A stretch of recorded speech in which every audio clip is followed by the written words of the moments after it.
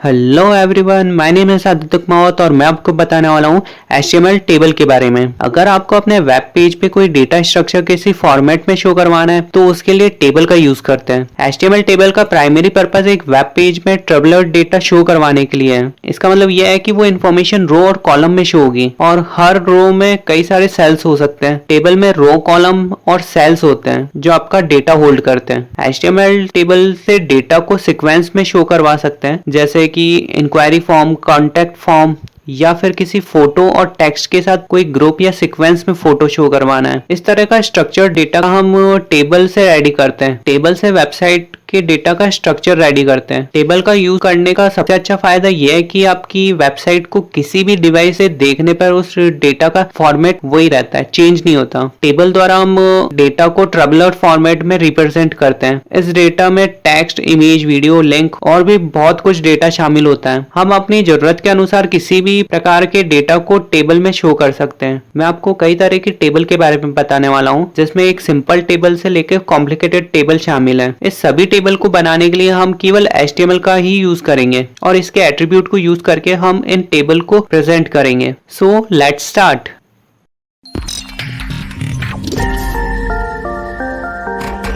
सबसे पहले VS code open करेंगे, न्यू फाइल क्रिएट कर लेंगे। यहाँ क्रिएट कर देते हैं table.html, doc type HTML, head, title के अंदर लिख देंगे टेबल, फिर बॉडी के बाद यहाँ पर हम स्टार्ट करेंगे टेबल के लिए यूज करते हैं टेबल टैग का। और टेबल के अंदर हमें बनानी होती है रोज, तो उसके लिए हम यूज करेंगे TR का। फिर उसके अंदर हमें टेबल की हेडिंग बनानी है, यानी कि फर्स्ट रो की पहली हेडिंग हम लिख देते हैं टेबल हेडिंग 1। और इसी तरह से हम हेडिंग और भी क्रिएट करेंगे, तो उसके लिए इसे कॉपी कर लेते हैं और यहाँ पेस्ट कर देंगे 2 और 3। नेक्स्ट रो क्रिएट करेंगे। अब इसी तरह से हमें टेबल का डेटा भी बनाना है, तो उसके लिए हम एक और रो बना रहे हैं TR, फिर TD मतलब टेबल का डेटा। इसके अंदर हम लिख देते हैं रो 1 कॉलम 1। इसे कॉपी और पेस्ट कर देते हैं और इसे 2 और 3 कर दिया। इसे सेव कर देते हैं। इसे भी हम कॉपी कर लेंगे और इसे हम लिख देते हैं रो 2। और अब इसे सेव करके इसका आउटपुट देखते हैं। इसे फाइल लोकेशन से एक्सेस कर लेंगे। ये देखिए, ये है इसका आउटपुट। यहाँ पर हमारी टेबल क्रिएट हो चुकी है। यहाँ पे हमने जो भी डेटा लिखा था वो एक टेबल फॉर्मेट में आ चुका है। इसी तरह से हमें और भी रोज अगर क्रिएट करनी है तो इसे कॉपी करेंगे, यहाँ पेस्ट कर देंगे और यहाँ लिख देते हैं रो 3 और 3। सेव करते हैं। रिफ्रेश करने पर यह आ गया हमारा डेटा रो 3। अगर और भी रोज अगर क्रिएट करनी है तो इस तरह से हम इसे क्रिएट कर सकते हैं। इसके बाद हम इस टेबल के बाद कुछ स्पेस देना चाहते हैं, तो इसके लिए हम यहाँ पे लगा रहे हैं PR टैग। फिर उसके बाद एक टेबल मैं क्रिएट कर रहा हूँ ताकि आपको और क्लियरली समझ आए। यहाँ पर एक लिस्ट मैं क्रिएट कर रहा हूँ, तो ये क्रिएट हो चुकी है टेबल। और आप ब्राउज़र पे जाएंगे, रिफ्रेश करेंगे तो ये आ चुकी है हमारी टेबल। इसमें मैंने केवल टेबल डेटा का यूज़ किया है। इस टेबल को और अच्छे से देखने के लिए हम इसमें बॉर्डर लगा सकते हैं। बॉर्डर लगाने के लिए हम एक काम करते हैं, यहाँ पर आते हैं, टेबल के अंदर लिख देते हैं बॉर्डर इक्वल 1, यानी कि 1 पिक्सल की बॉर्डर हम यहाँ पे दे रहे हैं। तो 1 पिक्सल की जो बॉर्डर है वो हमें यहाँ पे शो हो रही है, तो ये टेबल और अच्छे से दिख रही है हमें। अब इसमें हम लिख देते हैं टी बॉडी क्लोज। इससे ब्राउज़र को ये पता पड़ जाता है कि टेबल की ये बॉडी है। इससे आपके आउटपुट पे कुछ खास असर नहीं पड़ेगा, बट ब्राउज़र को ये पता पड़ जाता है कि ये आपके टेबल की बॉडी है। अभी मैंने हेडिंग नहीं लगाई है, तो मैं इसमें हेडिंग भी क्रिएट कर देता हूँ। तो ये देखिए, मैंने यहाँ पे हेडिंग भी लगा दी है। ठीक है, हेडिंग को मैं डाल देता हूँ टी हेड में। ये टी हेड में डाल दिया है। ठीक है, यानी कि टेबल की हेडिंग। इससे ब्राउज़र को ये पता पड़ता है कि टेबल की हेडिंग है। इसी तरह से हम लगा देंगे टी फुट।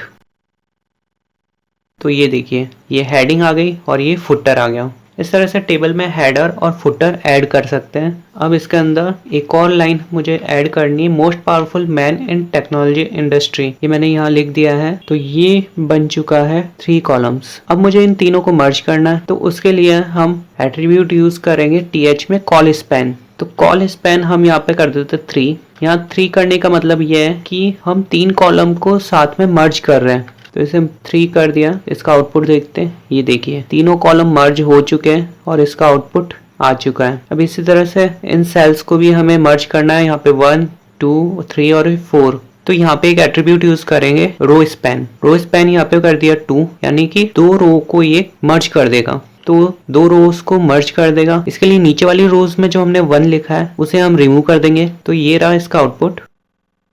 अगर मैंने ये नीचे वाला 1 नहीं हटाया होता तो इसका आउटपुट कुछ ऐसा होता। ये बाहर जा रहा है क्योंकि वो सेल मर्ज हो चुका है, उसका स्पेस नीचे आ चुका है। तो जो ये मैंने 1 लिखा है ये अगले सेल्स में शिफ्ट हो जाता है, इसलिए ये आगे शिफ्ट हो जाता है। इसी तरह से इसे वापस रिमूव करने पर ये रिमूव हो जाएगा। इसी तरह से हम यहाँ पे कॉल स्पैन 2 लगा देते हैं। नेक्स्ट वाली रो का 2 हटा देंगे। इसी तरह से 3 के साथ करेंगे, 3 वाले रोज को हटा देंगे। इसी तरह से 4 को करेंगे।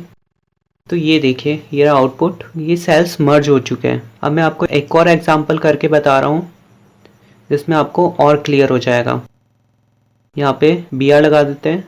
यहाँ से टेबल स्टार्ट करते हैं, बॉर्डर, हेड, सब्जेक्ट और ग्रेड। फर्स्ट सब्जेक्ट होगा बायोलॉजी, इसके अंदर प्रैक्टिकल A+ थ्योरी A+, इसी तरह से केमिस्ट्री और थ्योरी, इसी तरह से फिजिक्स प्रैक्टिकल A, थ्योरी और A ग्रेड। अब इसे रिफ्रेश करते हैं, ये देखिए ये आ चुका है सब्जेक्ट और ये है ग्रेड।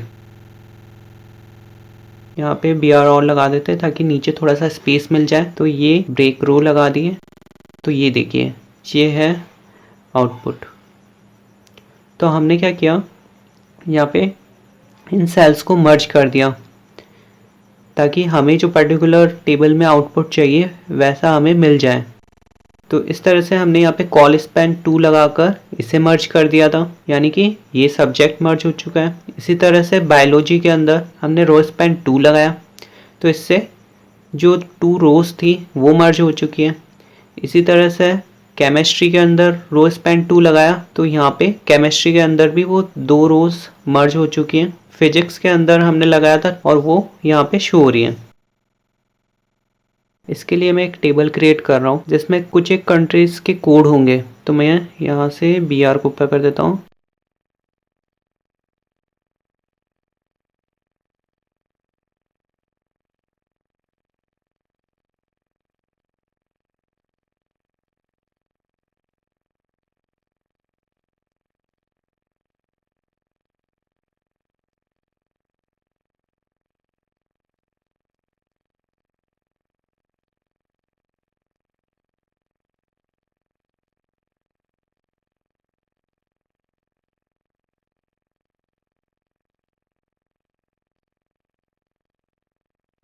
तो अब ये क्रिएट हो चुकी है हमारी टेबल। इसका आउटपुट देखते हैं। ये रही हमारी वो टेबल जिसमें मैंने शॉर्ट नेम लिखे कंट्री के और ऑफिशियल नेम लिखे और ISO 3 UNDP ISO 2 मैंने यहाँ पे शो किया है।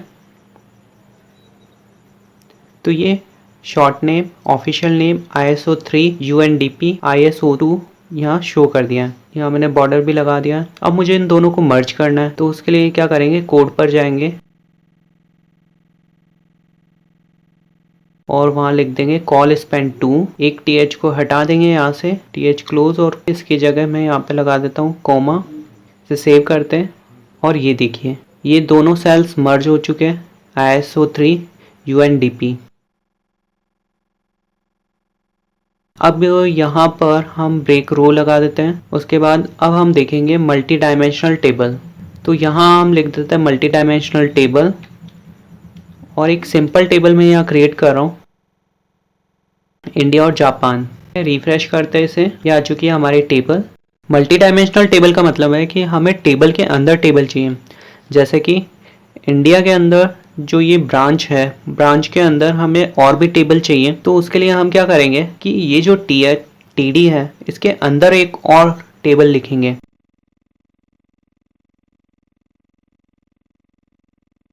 यहाँ पर मैंने एक और टेबल बना दी है। अब इसे रिफ्रेश करते हैं। रिफ्रेश करने पे ये आ चुकी है टेबल के अंदर एक और टेबल, जिसमें मैंने स्टेट और नंबर ऑफ ब्रांच शो करे हैं। इसी तरह से जापान में मैं टेबल क्रिएट कर रहा हूँ और ये रहा इसका आउटपुट। यहाँ पे स्टेट और नंबर ऑफ ब्रांच यहाँ पे शो कर दिए। तो इस तरह से आप टेबल के अंदर टेबल क्रिएट कर सकते हैं जैसा आपकी रिक्वायरमेंट हो। यहाँ पर हम ब्रेक रो लगा देते हैं और एक टेबल मैं क्रिएट कर रहा हूँ 1 2 3 4 5 6 7 8 9। रिफ्रेश करते हैं इसे। मैंने 3 रो और 3 कॉलम बना दिए जिसके अंदर 1 से लेकर 9 तक की काउंटिंग यहाँ शो कर दी है। अब यहाँ पर अगर हमें इन दोनों सेल्स को मर्ज करना है तो उसके लिए यहाँ पे लगाएंगे कॉल स्पैन 2। कॉल स्पैन 2 हो गया तो 3 बाहर गया, तो हम क्या करेंगे 3 को रिमूव कर देंगे। हमें 8 और 9 को मर्ज करना है तो 8 के अंदर कॉल स्पैन 2 लगा देंगे और 9 को रिमूव कर देंगे। ये देखिए ये हो चुका है। इसी तरह से 4 7 को तो रो स्पैन यहाँ पे कर दिया 2, तो नीचे वाला जो 7 है उसे रिमूव करना होगा, तो ये कर दिया हमने रिमूव। तो ये आ गया हमारा आउटपुट। इसे और अच्छे से समझाने के लिए मैं यहाँ एक और टेबल क्रिएट कर रहा हूँ 1 2 3 4 5। इसका आउटपुट देखते हैं। इन दोनों के बीच में थोड़ा सा स्पेस चाहिए, उसके लिए यहाँ पे लिख देते हैं BR। ये BR कर दिया। अब ये देखिए 1 2 3 4 5 सेम वही टेबल है, तो यहाँ पे हमने कॉल स्पैन और रो स्पैन का यूज़ करके उसे क्रिएट किया है।